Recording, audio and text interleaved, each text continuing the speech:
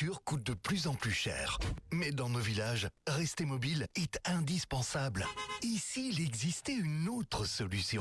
Courant d'air, avec son partenaire Movia, accompagne la mise en place de voitures électriques partagées dans les villages de notre région. Intéressé? Participez sans engagement à l'une de nos réunions d'information. Programme et inscription sur mobile.courantair.be. Mobile sans E, courant d'air en un mot. Mobile.courantair.be. L'autopartage, utilisé plutôt que possédé. Impact FM, un fort jeune.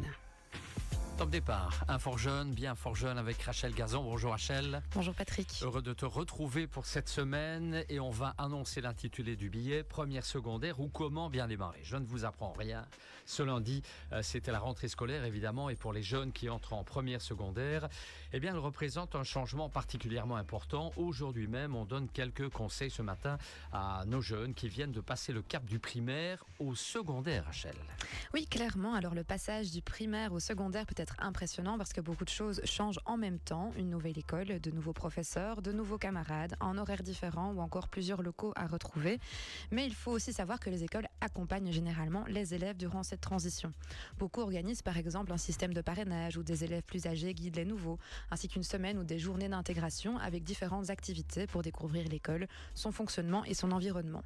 Les premiers jours servent aussi surtout à prendre ses repères. Il ne faut pas avoir l'impression qu'il faut tout connaître immédiatement.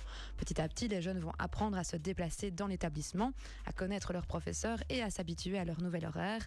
Et bien sûr, s'ils ont la moindre question, ils peuvent toujours se tourner vers un professeur ou un éducateur.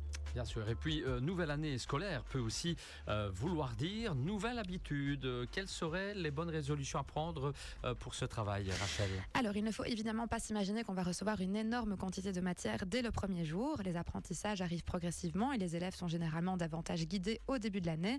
Mais c'est justement le bon moment pour prendre de bonnes habitudes de travail. L'idée est d'éviter d'attendre qu'un contrôle ou qu'une difficulté arrive pour commencer à s'organiser. Et alors, on peut par exemple noter ses devoirs et les échéances dans un planning, relire régulièrement la matière vue en classe et ne pas hésiter à revoir un cours lorsqu'on n'a pas tout compris. Il existe aussi des séances de remédiation organisées par les professeurs pour les élèves qui rencontrent davantage de difficultés dans certaines matières. Et là aussi, le conseil est simple, mieux vaut demander de l'aide rapidement plutôt que d'attendre d'être complètement dépassé. Ah, c'est clair. Et puis justement, entre le travail, les contrôles, mais aussi les nouvelles relations avec les autres élèves, eh bien la rentrée peut parfois être source de stress. Oui, et il faut aussi rappeler que le stress ne vient pas uniquement des cours ou des résultats scolaires. En arrivant dans une nouvelle classe, un jeune peut se demander s'il va réussir à se faire des amis, s'intégrer ou trouver sa place dans le groupe. Alors dans ce cas-là, il ne faut pas avoir l'impression qu'il faut immédiatement se faire un groupe d'amis ou être à l'aise avec tout le monde. Les relations se construisent progressivement.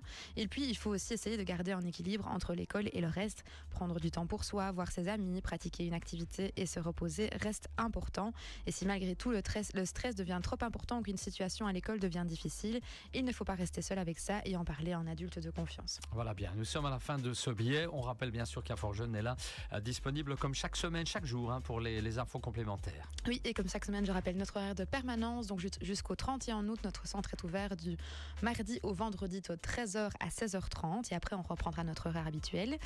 Donc il est possible de venir sur place sans rendez-vous ou alors de nous contacter par téléphone au 080 33 93 20, par mail sur info@inforjeunemalmedy.be et évidemment sur les réseaux sociaux comme Facebook et Instagram. On parlait donc de rentrée scolaire, évidemment. Petite question juste avant de se quitter, Rachel, t'aimais bien la rentrée scolaire, toi, ou pas? Ça dépendait des années, mais parfois j'aimais bien, oui. C'était la nouveauté, donc c'était sympa. Ok. Il n'y a pas trop de stress alors chez toi? Si, quand je suis rentrée en secondaire, oui, c'était stressant. Ok. Et bonsoir à tous. Un grand merci Rachel. On peut revoir ce bien fort jeune sur la page Impact News. Dans un instant, l'info de 8h et puis bien sûr un nouveau 8h08.